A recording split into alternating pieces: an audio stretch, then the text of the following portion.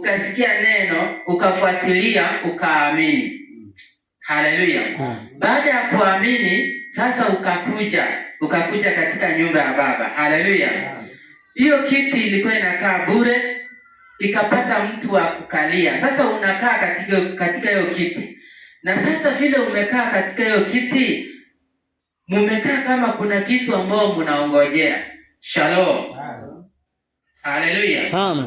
Ni nini hiyo mnaongojea? Haleluya. Ni nini hii ambayo tumekaa chini, tumekaa katika utaratibu ili kuisubiri? Ni nini hiyo? Haleluya.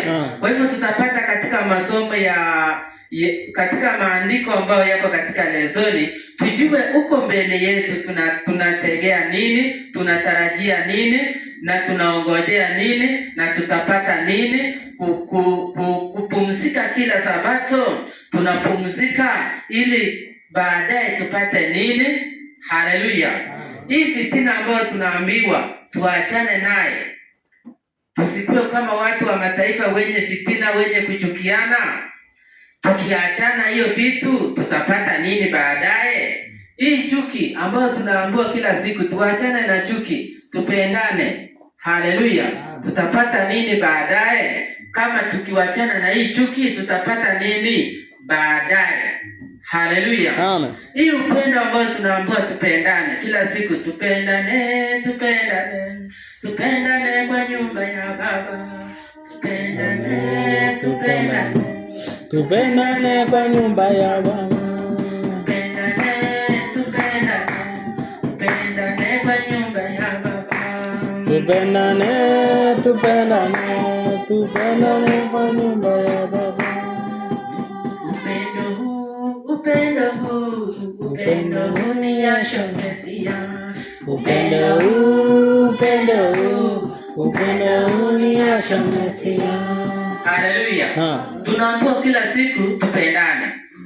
Mwisho, tukipendana mwisho tutapata nini? Haleluya. Kwa hivyo hiyo ni maswali ambayo unapaswa kujiuliza. Haleluya. Tukaambiwa tuache dhambi, tusijichanganye na uchafu ya dunia. Tukiacha dhambi tutapata nini mwisho? Haleluya. Tumefundishwa mambo mengi sana kuhusiana na safari ya uzima wa milele. Haleluya. Kwa hivyo tukanyimwa mambo mengi na tukajitabisha na sisi kuachana na hayo mambo ambayo tunanyimwa. Haleluya.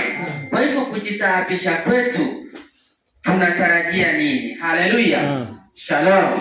Kwa hivyo tunatarajia kitu yenye iko mbele yetu yenye inaitwa uzima wa milele, ambao maandiko haya tunatarajia tuyasome ili tuweze kufahamu zaidi. Nataka nimwalike msomaji aliyekuwa tayari ili apate kusoma somo kuu, tupate kukimbia. Asanteni sana.